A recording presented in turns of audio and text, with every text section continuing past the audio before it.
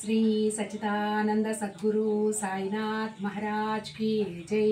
శ్రీ సచ్చిదానంద సద్గురు జిల్లెళ్ళముడి అనసూయ మాతాకి జై. శ్రీ సచ్చిదానంద సద్గురు భరద్వాజ మహారాజ్ కి జై. గురుదేవ దత్త. సద్గురు సాయినాథుని యొక్క సన్నిధిలో ఆచార్య ఎక్కిరాల భరద్వాజ మాస్టర్ గారి కృపాశీస్సులతో మనం ప్రతి ఆదివారం జిల్లేళ్ళమూడి అనసూయ అమ్మ సన్నిధిలోని విశేషాలని వివరించుకుంటూ వస్తున్నాం. ముందు సత్సంగంలో ఏం వివరించుకున్నాము? గురువుకి సద్గురువుకి ఉన్న లక్షణాలను వివరించుకున్నాం. అమ్మ మీరు సద్గురువు కాదా అనంటే అమ్మ సద్గురువు అని చెప్పకనే చెప్పారు. సద్గురువులు ఏదైతే చెబుతారో దాన్నే చేస్తారు, ఏదైతే చేస్తారో దానినే చెబుతారు. అంటే వాళ్ళు మాట ఒకలాగా చేతొకలాగా ఉండదు. వాళ్ళు చెప్పిందే చేస్తారు, చేసిందే చెప్తారు. సద్గురువులకి ఎక్కువ తక్కువ అనే భేదభావం వాళ్ళల్లో ఉండదు. వాళ్ళు అందరి పట్ల కూడా సమభావాన్ని చూపుతారు. అలాంటి వాళ్ళు మాత్రమే సద్గురువులు అని మనం వివరించుకున్నాం. ఈరోజు 14వ అధ్యాయము, అమ్మే ఒక అద్భుతం. ఇక్కడ అద్భుతం అంటే ఏమిటి? ఆశ్చర్యము, ఆనందము రెండూ ఒకే చోట కలిస్తే అది ఒక అద్భుతం అంటాం. వింతైన విచిత్రమైన అబ్బురుపడే వాటిని అద్భుతం అంటాం. ఇప్పుడు ఉదాహరణకి మనం ఒక ప్రదేశానికి వెళ్ళాము. అక్కడ ప్రకృతిని చూసినప్పుడు ఆ పై నుండి పడే ఆ జలధార, ఆ చుట్టూ ఉన్న అవన్నీ చూసినప్పుడు ఏంటంటే ఆనందము ఆశ్చర్యము రెండూ వస్తుంది, ఒకేసారి వస్తాయి. అబ్బా చాలా అద్భుతంగా ఉంది అని అంటాం. ఏదైనా మనం ఊహించిన దానికంటే గొప్పగా ఉన్నప్పుడు ఏమనిపిస్తుంది? ఇది ఎలా సాధ్యం అని అంటాం. అలా మన మనసుకు మాటలకి అందని భావమే అద్భుతం. భగవంతుని ప్రేమ ఒక అద్భుతం, ఆయన సృష్టి ఒక అద్భుతం, ఆయన సాన్నిధ్యం దొరకడమే ఒక అద్భుతం. ఇక్కడ జిల్లేళ్ళమూడు అమ్మే ఒక అద్భుతం. అమ్మ అంటేనే ఒక అద్భుతమైన అనిర్వచనమైన మాటలకి అందని భావమే అమ్మ. ఈ లోకంలో ఎటువంటి స్వార్థము లేకుండా కల్మషము లేని ప్రేమను చూపించేదే అమ్మ. అమ్మా అంటేనే ప్రేమ, దయ, కరుణ, జాలి వీటన్నింటికి నిలువెత్తు నిదర్శనమే అమ్మ. ఇక్కడ అమ్మ అంటే మనమేం చెప్పుకున్నాం? అంతులేనిది, అంతా అయినది, ఆధారమైనది అమ్మా అని చెప్పుకున్నాం. మన సంస్కృతి కూడా ఏం చెప్తుంది? మాతృదేవోభవ పితృదేవోభవ అంటుంది. అంటే మొదటి స్థానం అమ్మకే ఇచ్చారు. అంతటి అపురూపమైన అద్భుతమే ఈ జిల్లేళ్ళమూడి అనసూయ అమ్మ. అమ్మ సర్వసంగ పరిత్యాగం చేయలేదు. అంటే అన్ని బంధాల నుంచి వదిలేసి కాషాయ వస్త్రాలు ధరించి ఈ లౌకిక ప్రపంచానికి దూరంగా పారిపోలేదు. సర్వత్రా అనురాగమే వీరాగనున్నది. సర్వత్రా అంటే అంతటా, అన్నింటిలోనూ, ప్రతి చోట అని ఆమె అనురాగమే ఉన్నది. అమ్మ కాషాయ వస్త్రాలేమీ కట్టుకోలేదు, చీరలే కట్టుకున్నారు. అమ్మ జుట్టు జడలు కట్టుకుపోలేదు. ఆమె శిరోజాలు చక్కగా దువ్వబడి తరచూ పుష్పమాలలు అలంకృతమయ్యే ఉంటాయి. ఆమె శిరోజాలు అంటే వెంట్రుకలు. అమ్మ చక్కగా తలదూకొని జడ వేసుకొనో లేక కొప్పు మాదిరిగా చుట్టుకొనో ఎప్పుడూ పువ్వులు పెట్టుకొని అలంకరించుకొని ఉంటారు. ఒక్క ముక్కలో చెప్పాలంటే అమ్మ సామాన్య గృహిణి.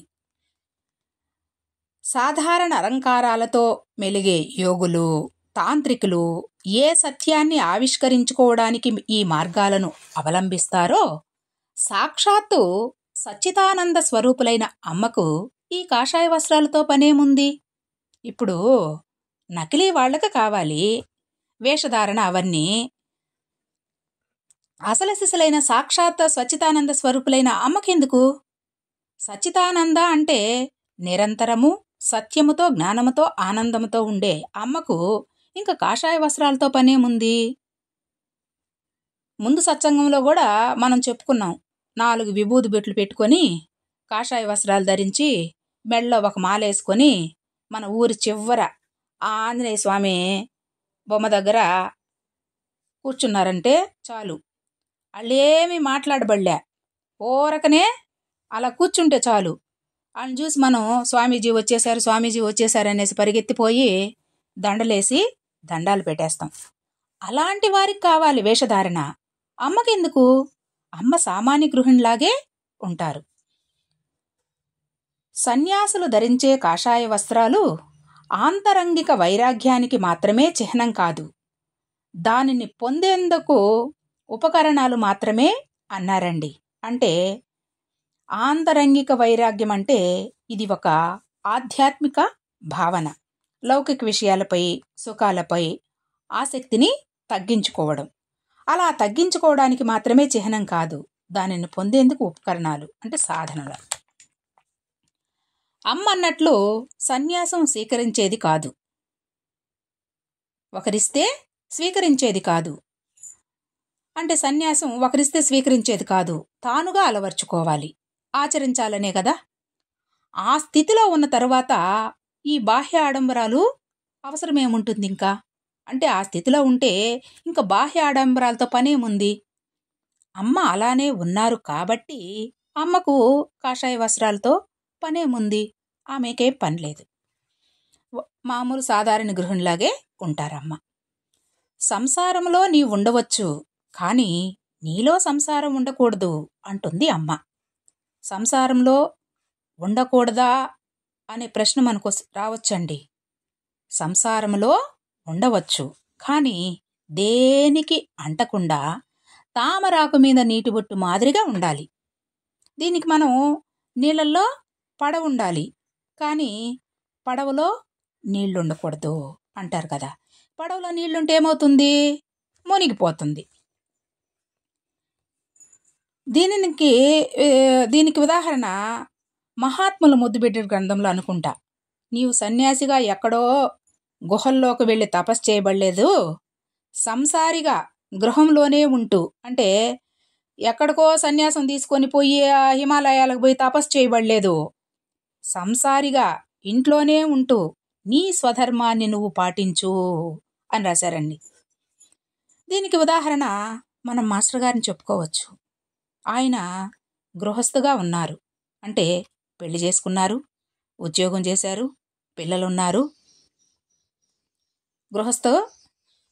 గృహస్థుగా ఉన్నారు, కానీ ఎక్కడ ధర్మం తప్పలేదు మాస్టర్ గారి ఆచరణే మనకు ఆదర్శం. అలాగా ఇక్కడ అమ్మ, ఆమె సాధారణ గృహిణిలాగానే ఉన్నారు, అమ్మ కూడా మనకు ఆదర్శం. అమ్మ పుట్టింది మొదలు నేటి వరకు కనీసం శైశవంలో కూడా తనకు ఫలానాది కావాలని అడగలేదు. శైశవంలో అమ్మ తన బాల్యంలో కూడా ఇది కావాలి అని ఏది అడగలేదంట. ఎంతటి తీవ్రమైన బాధను అనుభవించవలసి వచ్చినా ఎవరికీ చెప్పుకోలేదు సరికదా, బాధను తప్పించుకునే ప్రయత్నమైనా చేయలేదు. ఎంతటి సహిష్ణుత అమ్మా మీకు అని ఎవరైనా ఆశ్చర్యపోతే, సహిష్ణుత అంటే ఓర్పు, ఎంతటి ఓర్పమ్మా మీకు అని ఎవరైనా ఆశ్చర్యపోతే, బాధంటూ ఉంటేనే కదా భరించడానికి అని సమాధానమిచ్చింది అమ్మ. చూడండి, మహాత్ములకి ఇది కావాలి, అది కావాలి, ఇది వద్దు అని ఉండదు, ఇది కష్టము, ఇది సుఖము అని ఏమీ ఉండదు. వాళ్ళు కష్ట సుఖాలని సమభావంగా తీసుకుంటారు. కాబట్టి వారికి అది కష్టము, బాధ అని అనిపించదు. ఏది వచ్చినా అది భగవంతుని ప్రసాదంగానే తీసుకుంటారు వారు. ఇదే కదా మనం ముందు అధ్యాయంలో వివరించుకున్నాం మీరాబాయి గురించి. నేను నవ్వాలని ఆ గోపాలుడు కోరుకుంటే నవ్వుతాను, నేను బాధపడాలని ఆయన ఆశిస్తే ఏడుస్తాను. సుదర్శన చక్రంతో సంహరించదలిస్తే అదే చేయని, అన్నీ ఆయన ప్రసాదమే అని భావించింది. అలాగే ప్రహ్లాదుడు ఏనుగులు తొక్కుతా ఉంటే కూడా ఏమన్నాడు? ఆహా, ఆ శ్రీహరి యొక్క పాదం నన్ను తాకుతుంది అని భావించాడు. అలాగే ఇక్కడ అమ్మ కూడా ఇంతకన్నా గొప్ప సన్యాసి ఉండగలదా? ఇక్కడ అమ్మ యొక్క స్థితి ఏమిటో మనం బాగా అర్థం చేసుకోవాలండి. ఇక్కడ అమ్మ యొక్క స్థితిని అర్థం చేసుకోవాలి. అంటే వాళ్ళు ఏది వచ్చినా దాన్ని బాధగా తీసుకోరు, ప్రతిదీ భగవంతుని ప్రసాదంగా తీసుకుంటారు. కాబట్టి వాళ్ళకి బాధ అనిపించదు. అమ్మని ఒకసారి మీకెవరైనా శిష్యులు ఉన్నారా అని అడిగారు.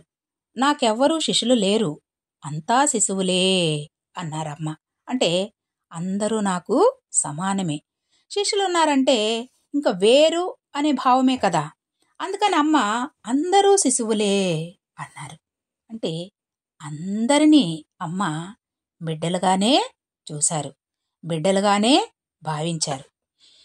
భగవాన్ రమణ మహర్షిని మీకెవరైనా శిష్యులున్నారా అని అడిగినప్పుడు ఆయన తరపున ఆయన శిష్యులు ఒకరు మహర్షిని ఎవరిని తనకన్నా భిన్నంగా భావించరు గనుక ఎవరు ఆయనకు శిష్యులుగా ఉండలేరు అన్నారట రమణ మహర్షి.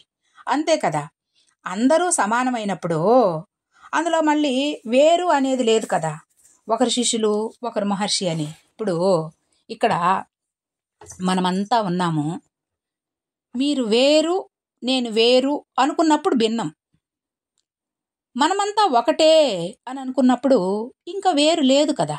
అందుకే రమణ మహర్షికి శిష్యులు ఎవరు లేరు. అమ్మ అందరినీ బిడ్డలుగానే చూశారు. తల్లి ఏం చేస్తుంది? బిడ్డలను సంరక్షిస్తుంది బాధల నుండి, కష్టాల నుండి. ఇక్కడ జిల్లేళ్ళమూడి అనసూయమ్మ చేసింది చేస్తున్నది కూడా అదే. అంతా తానై అన్నీ తానై మనందరిపై కృపావర్షం కురిపిస్తున్నారమ్మ. అవునా? నువ్వెవరివి అని అమ్మను అడిగితే, ఒక సమయంలో అడిగితే నేను అమ్మను అన్నది. మాతృత్వం అంటే స్త్రీత్వము కాదు, అమ్మంటే అనంతమైనది, శాశ్వతమైనది, సర్వానికి ఆధారమైనది, అంతా అయ్యింది, అర్థం కానిది అని తనలో ఉన్న మాతృత్వాన్ని అవగాహన చేసుకోవడమే కాదు, మాతృత్వం అంటే సర్వత్రా మాతృత్వం ఆరూఢంగా ఉండాలి అని మాతృత్వాన్ని గురించి వివరణిచ్చారు. మళ్ళీ ఒకసారి వెనక్కి వద్దామండి. నువ్వెవరివి అని అమ్మని అడిగితే నేను అమ్మను అన్నది. మాతృత్వం అంటే స్త్రీత్వము కాదు, అంటే స్త్రీ లక్షణాలు ఉన్నవారు మాత్రమే కాదు, అనంతమైనది. అంటే ఇంత అంత అని కొలమానం లేదు, ఈ సృష్టి అంతా నిండి ఉన్నది. శాశ్వతమైనది అంటే ఎప్పటికీ నిలిచి ఉండేది. ఈ సూర్యచంద్రులు భూమి ఆకాశం ఉన్నంత వరకు అమ్మ ఉంటుంది అని. సర్వానికి ఆధారమైనది అంటే ఈ సృష్టికి అంతటికీ ఆధారమైనది. తనలో మాతృత్వాన్ని అవగాహన చేసుకోవడమే కాదు, మాతృత్వం అంటే సర్వత్రా మాతృత్వం ఆరూఢంగా ఉండాలి అని మాతృత్వాన్ని వివరించింది. ఆరూఢంగా అంటే దృఢంగా, నిర్దుష్టంగా, సమానంగా, సమతుల్యంగా అని. అంటే అందరూ నా బిడ్డలే అని సమతుల్యత అమ్మకి. అంతా తానై అంటే సింపుల్గా చెప్పుకోవాలంటే, మనకు అర్థం కావాలంటే ఆల్ ఇన్ వన్ అమ్మ, వన్ ఇన్ ఆల్ అమ్మ.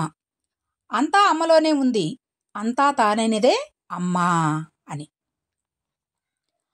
అమ్మ ఏ విధమైన ఆధ్యాత్మిక సాధనలు చేయలేదు, చెయ్యదు.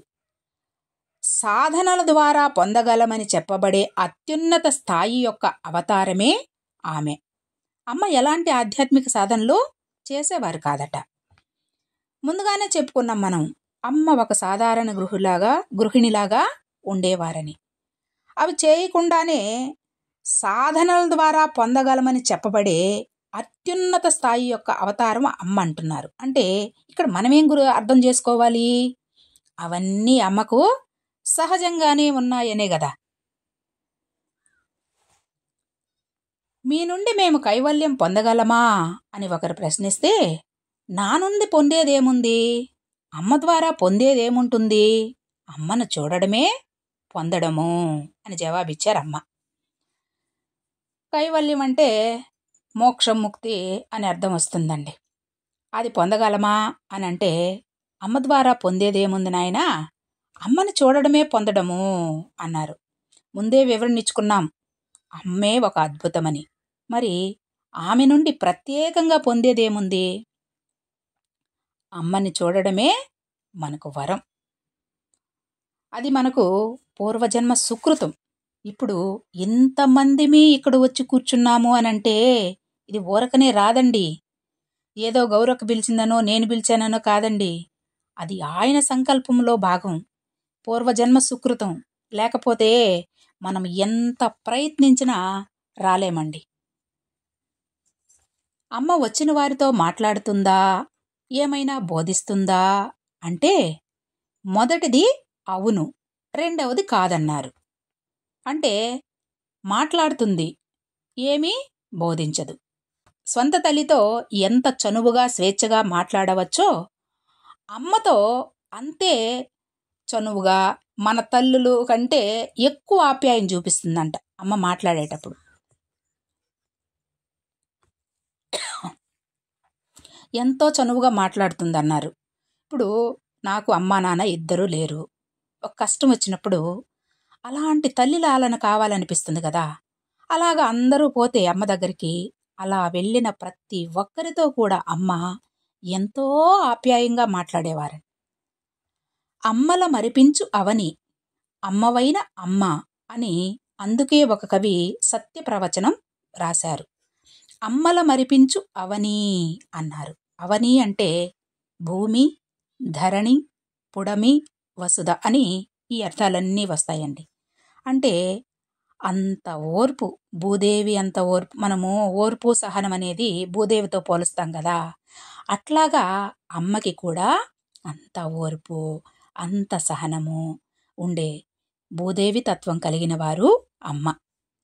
ఆమె సాన్నిధ్యములో జంతుజాలము కూడా అమ్మ ఎడల తమ అసాధారణ మాతృత్వ స్ఫురణ ప్రదర్శిస్తాయి.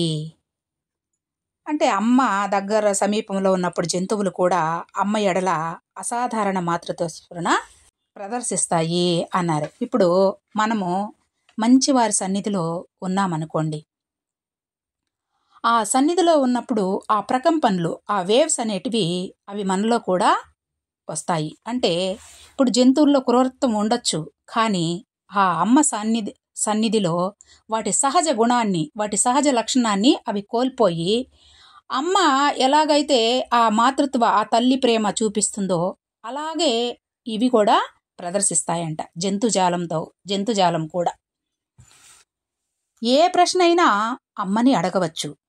ఎంతటి నిశితమైన చర్చనీయాంశమైన అసంబద్ధంగా కానీ వైముఖ్యంతో కానీ స్వీకరించబడదు. ఏ ప్రశ్నైనా అమ్మని అడగచ్చు. ఏది అడిగినా అమ్మ సమాధానము చెబుతారు. ఎంత నిశితమైన విషయమైనా,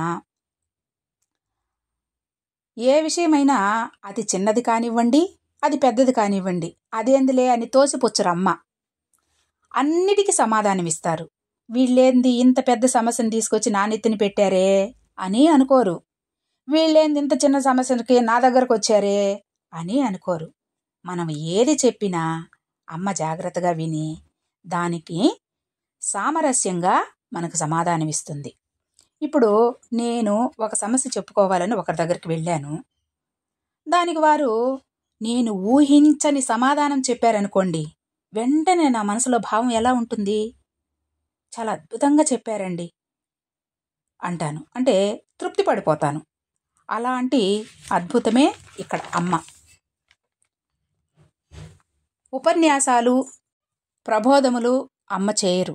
చాలా వరకు మహాత్ములు ఉపన్యాసాలు చెయ్యరు.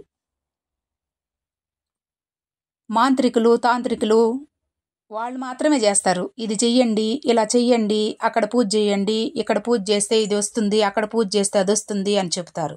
అమ్మ అవన్నీ చెయ్యదు కూడా. ఏమైనా చెప్పమ్మా, దాని ద్వారా మేము తరించేటట్టు అని ఓ బిడ్డ అడిగితే, ఊరక మాట్లాడితే ఏం ప్రయోజనం, ఏది అవసరమో అది చెయ్యండి అన్నారు అమ్మ. ఇదే సంఘటన ముందు కూడా వివరించుకున్నాం. అమ్మ దగ్గరకు ఒకరొచ్చి, అమ్మా నాకేదైనా చెప్పమ్మా అని అడిగితే, ముందు అమ్మ నాకు తెలీదు అంటారు. అలా కాదమ్మా, ఈ వయసులో నాకేం చెయ్యాలో తెలియడం లేదు అని ఆమె అంటే, తర్వాత అమ్మ నీ స్వధర్మాన్ని నువ్వు పాటించు అన్నారు. నీ కూతురుతో సమానంగా కోడలను చూసుకో, నీ కొడుకుతో సమానంగా అల్లుడిని చూసుకో, అట్లాగా నీ స్వధర్మాన్ని నువ్వు సరిగ్గా పాటించడమే ఈ వయసులో చేయవలసిన సాధన అని చెప్పారు.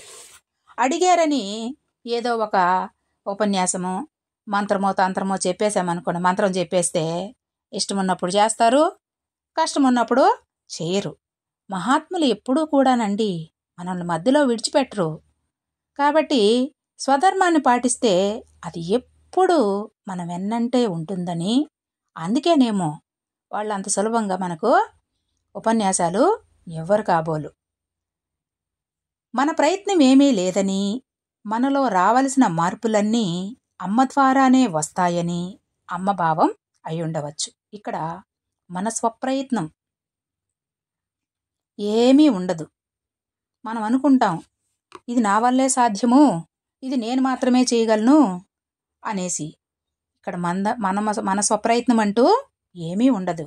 అన్నీ కూడా అమ్మ కల్పిస్తుంది. మంచి దారిలో మంచి భావనలో వెళ్ళాలనే సంకల్పం మనలో ఉంటే ఆ మార్పు ఏ విధంగా ఎలా రావాలో వాటి కారణం కూడా అమ్మే అయి ఉంటుంది. ఇక్కడ మన భావం ప్రధానం. మన సంకల్పం దృఢంగా ఉండాలి. అలా ఉంటేనే దానికి కావలసినవన్నీ అమ్మ ద్వారానే వస్తాయని చెప్తున్నారు ఇక్కడ. ఈరోజు సత్సంగము ఇంతెందుకు, ఈరోజు సత్సంగము గౌరెక్కోళ్ళ ఇంట్లో జరగాల్సింది, అక్కడ ఇబ్బంది అయ్యి ఇక్కడికి వచ్చి, అంటే ఈరోజు సత్సంగము ఇక్కడ జరగాలి అనేది అది ముందుగానే ప్రణాళిక సిద్ధమైపోయి ఉంటుంది. అందుకని ఈరోజు ఇక్కడ జరిగింది సత్సంగం, అది ముందుగానే నిర్ణయం అయిపోయి ఉంటుంది. రమణ మహర్షిని కూడా ఇటువంటి కోరికలే కోరినప్పుడు, ఎటువంటి కోరికలు, ఉపన్యాసం చెప్పమని ప్రబోధించమని అడిగినప్పుడు, ఎక్కువ తెలుసుకోవాలనే ప్రయత్నంలో మీరెందుకు బరువు భారాలు పెంచుకుంటారు, ఎక్కువ బాధలు పడటానికా అన్నారు మహర్షి. ఇప్పుడు మనం ఒక సద్గురువుని ఆశ్రయించామనుకుందాం, ఆయన దగ్గరే ఉండి ఆయన ఏదైనా చెప్తే బాగుండు, ఆయన ఏదైనా చెప్తే బాగుండు అని అంటారు. చెప్పారే బో, అయ్యో ఒక్క మాటే చెప్పారే, ఇంకా ఎక్కువగా చెప్తే బాగున్నే, ఇంకేదైనా చెప్తే బాగున్నే, ఇంకేదైనా చెప్తే బాగున్నే అని అనుకుంటాం. ఒకవేళ ఎక్కువే చెప్పారనుకోండి, నాకన్నీ తెలిసిపోయింది అని విర్రవీగుతా నేను, తెలిసి పోయింది. అలా కాకుండా ఇక్కడ రమణ మహర్షి ఏం చెప్తున్నారు, ఎక్కువగా తెలుసుకునే ప్రయత్నంలో ఎందుకురా నాయన మీరు బరువు భారాలు పెంచుకుంటారు, ఎక్కువ బాధలు పడ్డానికా, ఎక్కువ తెలుసుకొని పోయాకంటే తెలుసుకున్న కొంతలో సరిగ్గా దాన్ని ధర్మంగా పాటిస్తే చాలరా నాయనా అని రమణ మహర్షి భావమేమో. అంటే తెలుసుకోకూడదా అనే ప్రశ్న వస్తుందండి. తెలుసుకోకూడదు అని కాదండి, తెలుసుకోవాలి, తెలుసుకున్న దానిని పాటించాలి, ఆచరణలోకి తీసుకురావాలి. మనకు తెలిసింది గోరంతా, తెలియాల్సింది కొండంతా. అదే స్వామి వివేకానంద చెప్తారు కదా, సముద్రపు నీళ్లలో గుప్పెడంతా మనకు తెలిసింది అనేసి. మనం తెలుసుకున్న సత్యాన్ని, ధర్మాన్ని సరిగ్గా పాటిస్తే చాలు. అలాగే ఓ గురువు సహాయం వల్ల కానీ, శాస్త్రాధ్యయనం వల్ల కానీ, ఆధ్యాత్మిక సంపన్నత్వం వల్ల కానీ, మరే ఇతరంగానూ పొందలేని పారమార్థిక పరిణామం ఆ ముముక్షుతత్వం ఇప్పటికిప్పుడే ఇక్కడికిక్కడే మహర్షుల సాంగత్యం వల్ల పొందగలుగుతారు అని మందలించారు. అంటే మనం వాళ్ళ దగ్గరే ఉంటాం, కానీ వారు నాకు బోధించలేదే, నాకు చెప్పలేదే అని బాధపడతాం. వారి యొక్క సాంగత్యమే ఒక బోధ, ఒక అద్భుతము అని గుర్తించలేము. అందులోనే అన్నీ ఉంది, అది లభించడమే మనకు ఎన్నో ఎన్నో జన్మల సుకృతం అనే విషయాన్ని మర్చిపోతూ ఉంటాం. ఇక్కడ ఏం చెప్తున్నారు రమణ మహర్షి?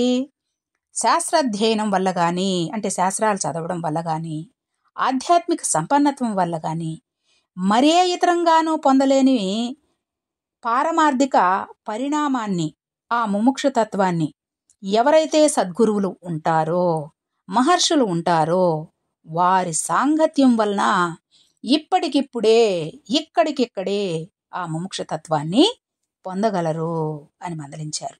అంటే ఆ మహర్షుల సాంగత్యము ఎంత అద్భుతమో మనం ఇక్కడ గుర్తించాలి.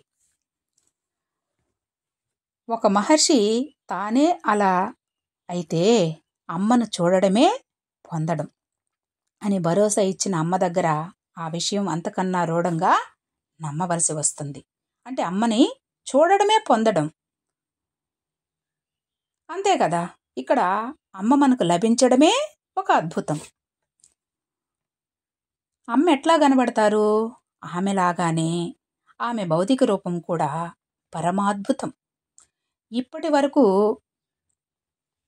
మనము అమ్మ యొక్క తత్వాన్ని గురించి వివరించుకున్నాం. ఎవరైనా అమ్మని దగ్గరగా పరిశీలిస్తే ఆమె శరీరం కాదని తెలుసుకుంటారు. అమ్మని దగ్గరగా ఈ చర్మచక్షువులతో చూస్తే కాదండి, మనసుతో దర్శిస్తే ఆమె శరీరం మాత్రమే కాదు అని అర్థమవుతుంది. అమ్మంటే ఈ జిల్లేళ్ళమూళ్ళలో 4 గోడల మధ్య మంచం మీద కూర్చున్న అమ్మ కాదని, ఇదే కదా సాయినాథుడు కూడా చెప్పారు. సాయి అంటే 5.5 అడుగుల శరీరమే, అది షిరిడీలోనే ఉందంటే అలాంటి వారు నన్ను చూడనట్లే అన్నారు. సర్వగతమైన చైతన్యమే సాయి అన్నారు. ఆయన అంతటా ఉన్నారు, అన్ని రూపాలలో సర్వ జీవ ప్రాణకోటిలో ఆయన ఉన్నారని ఎన్నో నిదర్శనాలు చూపించారు. కుక్కను కొట్టినా, పిల్లిని కొట్టినా తనను బాధించినట్టేనని మనం చాలాసార్లు చూసాం కదా. చాలాసార్లు సినిమాల్లో, సీరియల్లో మనం చూసుంటాం. చాలా నిదర్శనాలు ఇచ్చారు. అలాగే ఇక్కడ అమ్మంటే ఎవరని వివరించుకున్నాము. ఆది అంతము లేనిది అమ్మ, ఆది అంతము తానే అయినది అమ్మ. అంతేగాని జిల్లేళ్ళమూళ్ళలో ఆ 4 గోడల మధ్యనే ఉన్నవారే అమ్మ కాదు. ఇప్పుడు చెప్పుకున్నామే, ఆల్ ఇన్ వన్ అమ్మ, 1 ఇన్ ఆల్ అమ్మ అని. అదే అమ్మ. ఆలయాల్లో ప్రతిష్ఠించే ఓ మాదిరి దేవీ ప్రతిమ వలె పొట్టిగా ఉంటుందమ్మ. ఆమె కవలికలు, చుబుకం, శిరస్సు, ఆ శరీర నిర్మాణము సాధారణంగా ఆలయాల్లో ఉండే దేవతా విగ్రహాల వలె ఉంటాయి. ఇక్కడేం చెప్తున్నారు మాస్టర్ గారు? మాస్టర్ గారు చెప్తున్నారండి ఇవన్నీ అమ్మను గురించి. ఏం చెప్తున్నారు? అమ్మ గుడిలో దేవతా విగ్రహం మాదిరిగా ఉంటుంది. అమ్మ కవళికలు అంటే ఆ ముఖ లక్షణాలు, ఆమె చుబుకం అంటే ఆమె గడ్డము, ఆమె శిరస్సు, ఆ శరీర నిర్మాణము అంతా గురించి వివరణిస్తున్నారు మాస్టర్ గారు. ఇంతకుముందే చెప్పుకున్నాం మనము అమ్మ శరీర నిర్మాణము అని. అంటే అమ్మ చిన్న పిల్లల లాంటి చాలా సున్నితమైన శరీరము అనేసి. అమ్మ శరీర ఛాయ తేజోవంతంగా ఉంటుంది. ఇప్పుడు చిన్నపిల్లలను చూడండి, వాళ్ళ శరీరం మీద ఉఫ్ అని కొంచెం గట్టిగా ఊదితే కూడా ఆ చర్మము అనేది సొట్టబడుతుంది. అలా ఊదితేనే సొట్టబడుతుంది. ఇక్కడ అమ్మ శరీరం కూడా అలా ఊదితే సొట్టబడే అంత సున్నితంగా ఉంటుంది అమ్మ శరీరం. అంటే ఇక్కడ అమ్మ మనసులాగానే అమ్మ శరీరం కూడా చిన్నపిల్లల శరీరాన్నే పోలి ఉండేది. చిన్నపిల్లల మనసు ఎలా ఉంటుంది? కల్లా కపటం లేకుండా చాలా స్వచ్ఛంగా ఉంటుంది. అలాంటి మనసే మన అమ్మ మనసు. ఒక పొట్ట తప్ప తన కడుపుపై చేతితో నిమురుతూ నవ్వుతూ అంటుంటుంది కూడా, తానెప్పుడూ నిండి చూలాలేనని, పచ్చి బాలింతరాలేనని తన చేతిని అటూ ఇటూ నిమురుతూ అసంఖ్యాకమైన శిశువులను గుర్తిస్తుంటుంది. తన గర్భములో సమస్త తత్వాన్ని ఉంచుకున్న జగజ్జనని స్ఫురణకు తెస్తూ. అమ్మ ఎప్పుడూ తన పొట్టపై చేత్తో నిమురుతూ తానెప్పుడు నిండి చూలాలేనని, అంటే పచ్చి బాలింతరాలేనని అన్నారు కదా. అంటే ఇక్కడ మనకు అర్థమైన భావాన్ని వివరించుకుందామండి. అమ్మ ఎప్పుడూ నిండు చూలాలే అన్నారు, పచ్చి బాలింతరాలే అన్నారు. అంటే నిమిషానికి ఎన్నో జీవులు పుడుతుంటాయి, వాటన్నిటికీ జన్మని ఇచ్చేది అమ్మే అని మనం భావించుకుందామండి. అవి ఎప్పుడు పుడుతూనే ఉంటాయి. అవి మనుషుల, పక్షుల, జంతువుల ఏవైనా కావచ్చుగాక, వాటన్నిటికీ జన్మనిచ్చేది అమ్మే. ఆ తల్లి ఎప్పుడు బాలింతరాలే కదా అన్నారు కదా. అలాగే తన చేతిని అటూ ఇటూ నిమురుతూ అసంఖ్యాకమైన శిశువులను గుర్తిస్తుంది అన్నారు. జన్మను ఇచ్చేది ఆమె, అందరినీ గుర్తించేది అమ్మే. మనలందరినీ కూడా గుర్తిస్తున్నారమ్మ. తల్లి ఏం చేస్తుంది? బిడ్డల్ని గుర్తిస్తుంది.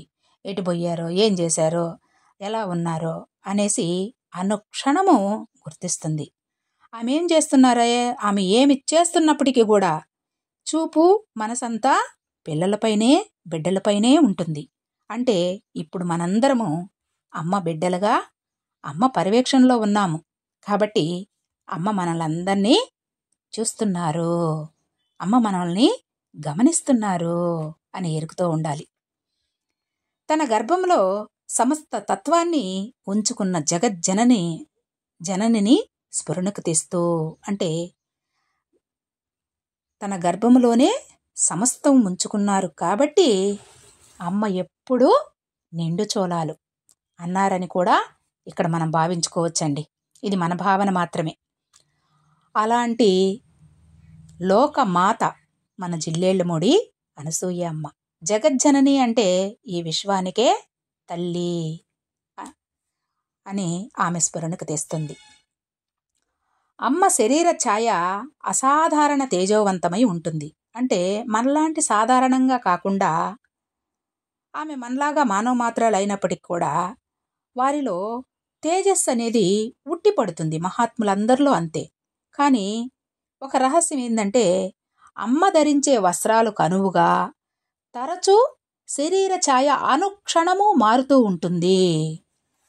ఆమె ఎప్పుడు ఒకే రంగులో కాకుండా అనుక్షణము మారుతూ ఉంటుంది అన్నారు. ఈ మార్పు ఎంతో పూర్తిగా, ఎంతో స్వల్ప వ్యవధిలో రావడంతో ఒకరు ఇది నిజమా లేక వ్యక్తిగత ఆలోచన ప్రభావమా, ఇది మిద్దితమని తేల్చుకోలేక అమ్మ చిత్రాలను ఒక 10-12 ఒకేసారి తీశారు. అలా మారుతూ ఉంటే అది ముఖం వరకే అనుకోవడానికి లేదు. ఇప్పుడు మనము పసుపు రాసుకుంటామనుకోండి ముఖానికి, అప్పుడు ముఖమే కొంచెం వేరే కలర్లో ఉంటుంది, మన శరీరం అంతా మళ్ళా మామూలు.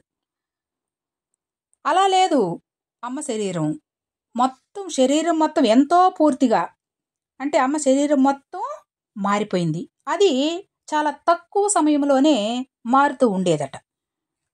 అది చూసిన వారికి కనబడుతుంది కదా.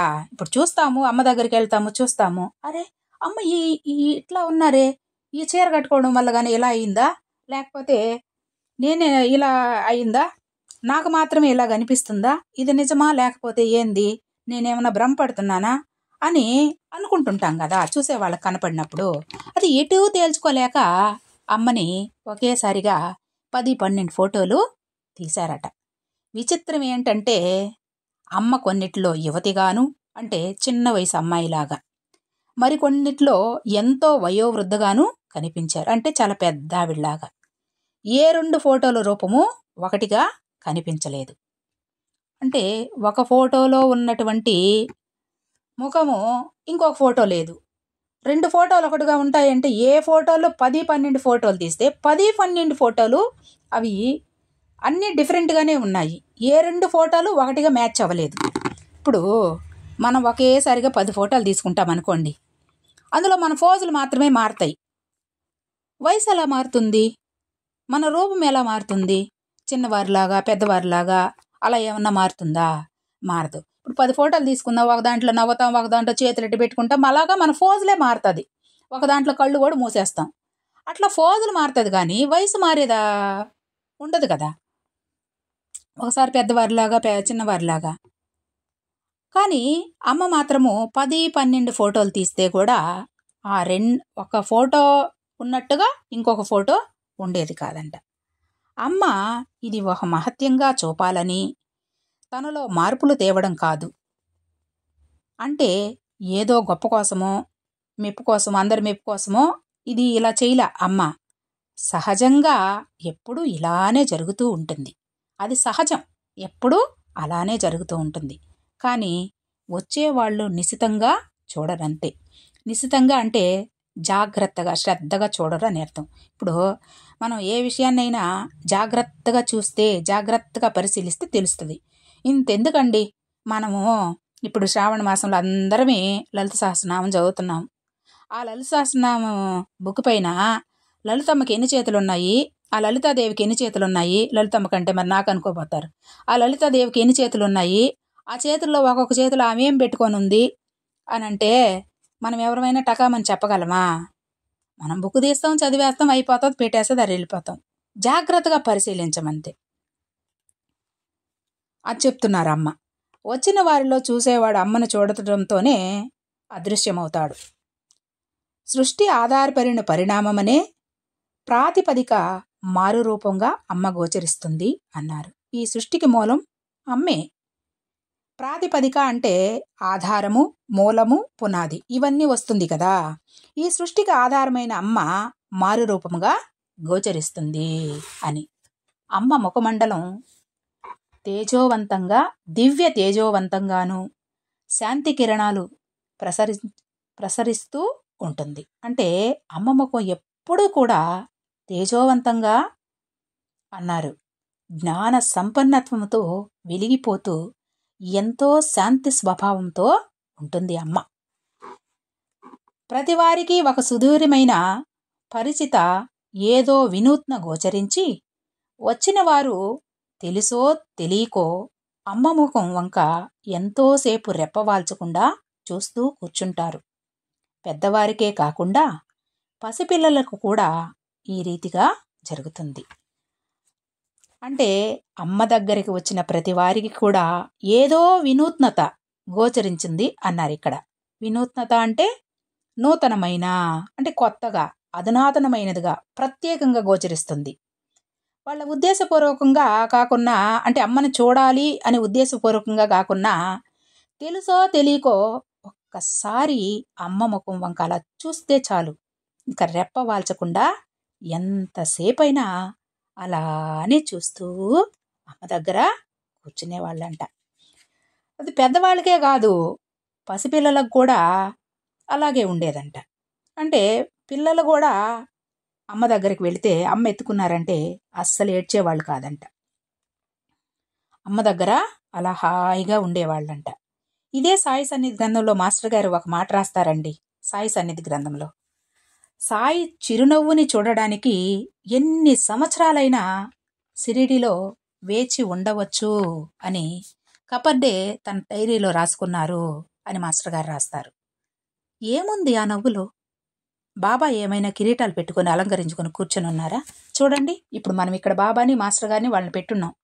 ఇక్కడ చూడండి ఫోటోలో ఎలా కూర్చొని ఉన్నారు, బాబా ఎలా కూర్చొని ఉన్నారు, మాస్టర్ గారు ఎలా కూర్చొని ఉన్నారు. అలాగే వెంకయ్య స్వామిని కూడా మనం చూసుంటాం. చూడండి, వాళ్ళల్లో సాధారణంగా చాలా సింపుల్గా కూర్చొని ఉన్నారు, చాలా సింపుల్గా కూర్చొని ఉన్నారు. మరి ఆ నవ్వు కోసం, ఆ చూపు కోసం ఏముంది ఆ నవ్వులో? మహాత్ముల చూపు ఒక అద్భుతం, ఒక ప్రబోధం. ఆ నవ్వు ఒక అద్భుతం. రెప్ప వాల్చకుండా, చూపు తిప్పుకోకుండా చూస్తూ కూర్చుంటారంటే, ఇప్పుడు ఒక అద్భుతమైన దృశ్యాన్ని చూసినప్పుడు మనం చూపు తిప్పుకోగలమా? అక్కడి నుంచి రాగలమా? రాబుద్దవుతుందా అక్కడి నుంచి? ఇంకా కొద్దిసేపు ఉంటే బాగుండు, ఇంకా కొద్దిసేపు ఉంటే బాగుండు, ఇంకా కొద్దిసేపు ఉంటే బాగుండు అని అనిపిస్తుంది కదా మనసు. వారి చూపు ప్రబోధం. అంటే వినసొంపైన ప్రవచనం వింటున్నప్పుడు వాటి నుండి మనం దూరంగా రావాలనిపిస్తుందా? ఇంకా కొద్దిసేపు ఉంటే బాగున్ను, ఇంకా కొద్దిసేపు ఉంటే బాగున్ను, అలా వినాలి వినాలి వినాలి అనిపిస్తుంది. ఆ చూపు మనల్ని తాకుతుందండి. ఆ నవ్వు చాలా ప్రేమగా పలకరిస్తుందండి. అమ్మ సన్నిధి మనకు హాయినిస్తుంది. అంటే ఇంతకు మించి వేరే ఏదీ లేదు అనే మాదిరిగా ఉంటుందండి. అమ్మ ముఖంలోని పెద్ద కుంకుమ బొట్టు మరొకటి చూసేవారిని అందరినీ కూడా ఆకర్షించేది. ఇక్కడ చూడండి, ఈ బుక్ పైన అమ్మ ఎలా కనిపిస్తున్నారు చూడండి. పెద్ద కుంకుమ బొట్టు పెట్టుకొని కనిపిస్తున్నారు. పెద్ద బొట్టు పెట్టుకొని సౌందర్య అలంకరణ సాధనంగా నుదుట మధ్యగా గాక కనుబొమ్మల మధ్యగా ఆ బొట్టు ఉండి మనసుకి మాతృత్వ స్ఫురణని ఇస్తుంది. అమ్మ ముఖములో పెద్ద కుంకుమ బొట్టు అందరినీ ఆకర్షించేది. ఇప్పుడు మనం బొట్టు పెట్టుకున్నాము. ఈ రెండు కనుబొమ్మలు చూడండి. మనందరం కూడా ఈ రెండు కనుబొమ్మల మధ్యకి కొంచెం పైగా పెట్టుకున్నాం. కానీ అమ్మ ఆ రెండు కనుబొమ్మల మధ్యలో పెట్టుకొని ఉన్నారు. ఎలా పెట్టుకొని ఉన్నారు? మధ్యలో పెట్టుకొని ఉన్నారు. చాలా పెద్ద బొట్టుగా పెట్టుకొని ఉన్నారు. అమ్మని చూడగానే తల్లి ప్రేమ గుర్తుకొస్తుంది. మనం కూడా చూస్తూనే ఉంటాం. కొందరిని చూడగానే అలా రెండు చేతులు జోడించి నమస్కారం చేయాలనిపిస్తుంది.